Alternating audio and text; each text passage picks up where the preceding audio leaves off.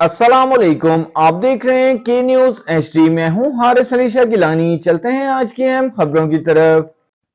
ताज़ा तरीन खबरों से बाखबर रहने के लिए हमारा चैनल सब्सक्राइब कीजिए। रुक करेंगे गुजरांवाला का, जहां से रिपोर्ट कर रही हैं हमारी नुमाइंदा उज़्मा शाहीन।